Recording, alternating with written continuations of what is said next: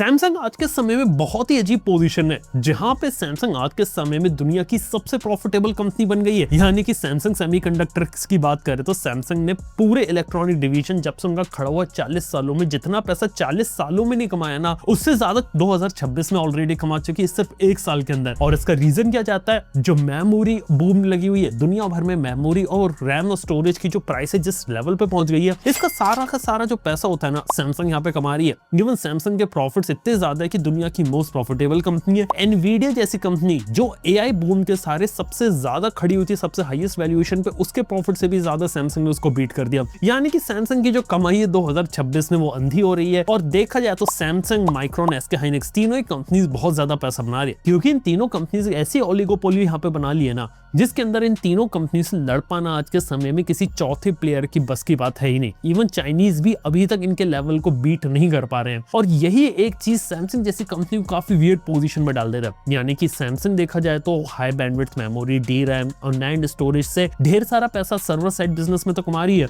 Even अलग अलग लोगों को जो मेमोरी प्रोवाइड करती है वहां पर भी पैसा बना रही है। लेकिन प्रॉब्लम बताऊं यहाँ पर क्या है, प्रॉब्लम इधर ये कि जहां पे उनका मोबाइल डिवीजन जो उनके लिए अभी तक कैश काउ था, जो बहुत ज्यादा प्रॉफिट जनरेट कर रहा था, अभी तक वो पहली बार क्वार्टरली लॉस रिपोर्ट कर रहा है। यानी कि अभी तक हिस्ट्री देखी जाए तो सैमसंग ने अपनी मोबाइल फोन डिवीजन में कभी लॉस नहीं किया। पहली बार हो रहा है कि सैमसंग ने मोबाइल फोन डिवीजन यहाँ पे लूज कर रहा है। अब इसका मतलब ये नहीं कि सैमसंग के मोबाइल फोन यहाँ पर नहीं बिक रहे। वेल देखा तो सैमसंग गैलेक्सी S26 की डिमांड काफी ज्यादा है, उसका प्रोडक्शन तो वो लोग बढ़ा रहे हैं। डेफिनेटली S26 अल्ट्रा उसके काफी ज्यादा बिकी है। S सीरीज के अंदर उसकी डिमांड ग्लोबल लेवल पे भी काफी अच्छी दिखी गई है। लेकिन सच बात है, जो सैमसंग अपना सबसे ज्यादा पैसा होता है ना, वो अपने top of the line mobile phone से नहीं बनाता, वो बनाता अपने बजट मिड रेंज वाले फोन से। यानी कि सैमसंग के सबसे ज्यादा इनकम होती है सैमसंग की A सीरीज के साथ, या M सीरीज और F सीरीज जो इंडिया में बहुत पॉपुलर है, क्योंकि वहां पे वॉल्यूम ज्यादा निकलता है, वहां पे मार्जिन अच्छे होते हैं और वहां पे वो काफी सारा पैसा बनाते हैं। लेकिन जब से मेमोरी क्राइसिस इतना ज्यादा हुआ है ना, कि सैमसंग जो सेमीकंडक्टर डिवीजन है वो मेमोरी तो अपने सर्वर्स के लिए दुनिया भर के लिए बना रही है, लेकिन कई बार क्या रहता है कि सैमसंग खुद के लिए नहीं बना पाती। यानी कि खुद के मोबाइल फोन्स में कौन सी रैम डालनी है, यहाँ तक कि वो अपने आप को काफी ज्यादा महंगी बेच रही है, जिस वजह से सैमसंग के साथ ये हो गया कि मेमोरी प्राइसेस इतने ज्यादा हो कि सैमसंग के जो प्रॉफिट मार्जिन होते हैं तेजी से यहाँ पे श्रंक हो गए हैं, जिसका इंपैक्ट ये पड़ा है कि मोबाइल फोन में जितना पैसा पहले बना लेते थे अब वो नहीं बना पा रहे। दूसरी चीज, सप्लाई चेन हिलने के कारण सैमसंग को भी कहीं ना कहीं इसका इंपैक्ट पड़ा है, क्योंकि ओवरऑल डिमांड भी कम हुई है। By the way Samsung China जैसे मार्केट से ऑलरेडी यहाँ पे क्विट कर चुका है, जहाँ पे कंज्यूमर इलेक्ट्रॉनिक सेक्टर या मोबाइल फोन जो सैमसंग जो बेचता है चाइना, वो ऑलमोस्ट नॉन एग्जिस्टेंस है। इसलिए इंडिया उसके लिए काफी बड़ी प्रायोरिटी है।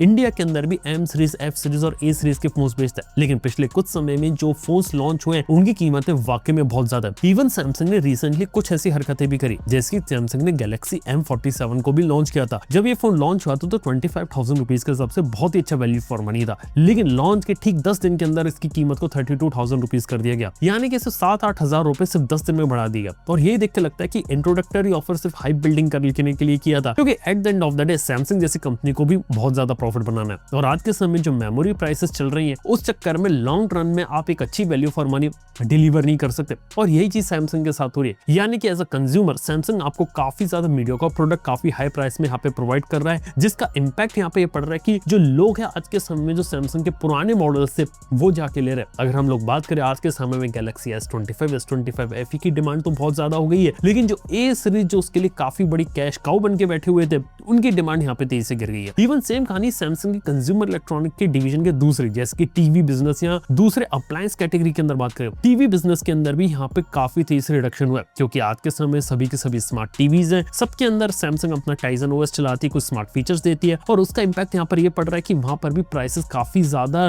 हो गए हैं, जिस वजह से वहां पे एक अट्रैक्टिव डील बना पाना थोड़ा महंगा हो पड़ गया। इस चीज से भी सैमसंग गुजर रहा है, और इसका सॉल्यूशन यहाँ पे सैमसंग ये कर रहा है कि इंडिया के अंदर टेलीविजन और जो अप्लायंस कैटेगरी होती है ना, उनकी डिवीजन को आपस में मर्ज कर रहा है, ताकि धीरे धीरे यहाँ पे अपनी जो प्रोडक्ट्स रहते हैं उनको स्ट्रीमलाइन किया जा सके और एक ही सप्लाई चेन को अच्छे तरीके से यूज किया जा सके, और यहाँ पे डिस्ट्रीब्यूशन चैनल भी एक ही कर दिया जाए। यानी कि अलग अलग लेवल पे जो खर्चे हो रहे थे, जो ओवरलैप कर रहे थे, उनको कम किया जा सके। यहाँ तक कि इस पे भी काम चल रहा है। और अगर हम लोग बात करें मोबाइल फोन्स की, तो हम मोबाइल फोन्स में आज के समय में सैमसंग लगा हुआ है, लेकिन देखने वाली बात है कि यहाँ पे लॉन्ग रन में कितने अच्छे तरीके से परफॉर्म करता है, क्योंकि Z Flip 7, Z Fold 7 जो आए थे ना, इनके अंदर भी कोई मेजर रिडक्शन नहीं है। वो भी तब जो हम बात करें Z Fold 8 और सैमसंग का नया जो वाइड फोल्ड आ रहा है उसकी, और और ये भी बताया जा रहा है कि आने वाले समय में जो नए फोन्स आएंगे इनकी कीमतें और ज्यादा हाई कर सकता है सैमसंग। और ऐसा नहीं कि हो सकता है कि लॉन्च के समय प्राइसिंग को पिछले साल जैसी प्राइसिंग पे मैच करे, लेकिन लॉन्च के कुछ महीनों के बाद अपनी प्राइसिंग को आगे बढ़ा दे, क्योंकि ऐसा नहीं देख के लग रहा कि ये जो मेमोरी क्राइसिस चल रहा है ना दुनिया भर में खत्म होने वाले 2027 तक। यानी कि एज अ सैमसंग जैसी कंपनी 2027 तक तो बहुत पैसा बनाने वाली है। इवन क्लेम किया जा रहा है कि 2030 तक भी चीज खत्म नहीं होने वाली, यानी कि सैमसंग उतने समय के लिए प्रॉफिटेबल है। लेकिन कोई भी जो बड़ी कॉन्ग्लोमरेट होती है, यानी कि जो भी कंपनी इतने बड़े लेवल पे काम करती है ना, वो ज्यादा से ज्यादा पैसा बनाने का सोचती है। वो ये सोचती है कि हम जहाँ पे ज्यादा पैसा बना रहे हैं वहां तो बनाते रहेंगे, यानी कि सेमीकंडक्टर्स में, मेमोरी के अंदर वो हम सारी चीजें करते रहेंगे। लेकिन जहां हम पैसा लूज कर रहे हैं ना, वहां हम कोशिश करेंगे कि हम कम से कम पैसा लूज करें। और one of the reason as a consumer आपके ऊपर ये पड़ेगा कि सैमसंग के फोन सब आने वाले समय में या सैमसंग के दूसरे प्रोडक्ट्स जिसके लिए हम ऑलरेडी सैमसंग जैसे ब्रांड के लिए हम ऑलरेडी थोड़ा प्रीमियम पे करते थे, वो चीज यहाँ पे कम हो जाए। सैमसंग के लिए हम प्रीमियम उतना ज्यादा पे ना करें, जबकि ये होगा कि सैमसंग जो है ना वो और ज्यादा पैसा यहाँ पे चार्ज करेगा। यानी कि जो प्राइसिंग ऑलरेडी बढ़ रही है वो सैमसंग के अंदर हम थोड़ी सी और ज्यादा हाई होती हुई देख सकते हैं। यानी कि जो चीजें पहले लोग वैल्यू फॉर मनी समझते थे, अब वो शायद उतनी ज्यादा वैल्यू फॉर मनी ना रहे। ये एक चीज हो सकती है। इसके साथ ही बात करें तो सैमसंग ऐसा नहीं कि सिर्फ मेमोरी बना के यहाँ पे शांत बैठने वाला है। सैमसंग आज के समय में अपनी चिप प्रोडक्शन अपनी फाउंड्रीज पर भी फोकस कर रहा है। यानी कि बात करें तो सैमसंग की 4nm वाली फाउंड्रीज ऑलरेडी यहाँ पे बुक हो चुकी है और सैमसंग ने नया एक एनपीयू भी बनाया है जिसे गाया बोला जा रहा है। और ये एक ऐसी चिप यहाँ पे बनाई गई है जो आपके एआई पीसीस में लगेगी, यानी कि इंटेल एएमडी वाले लैपटॉप्स आप यूज करते हो, लेकिन कई बार एनपीयू की परफॉर्मेंस इंटीग्रेटेड इतनी अच्छी नहीं होती, तो एक सेपरेट चिप को भी यूज किया जाएगा जो कि एडवांस एआई के फीचर्स को प्रोवाइड करेगा। सैमसंग ने ये भी डिजाइन किया है। सैमसंग ये भी कोशिश करेगा कि ज्यादा से ज्यादा अपने जो मोबाइल फोन्स बनाएगा उसके अंदर अपनी खुद की चिप लगाए एक्सिनोस, तो वहां पर भी। इसके साथ ही सैमसंग ये भी कोशिश करेगा कि जो एडवांस 2nm की प्रोसेस उसने अपने इन हाउस डिजाइन करी है, वहां पे वो 2nm वाली जो प्रोसेस रहती है ना उसको वो कैसे ले सकता है और आगे चल के और ज्यादा स्केल अप यहाँ पे कर सकता है,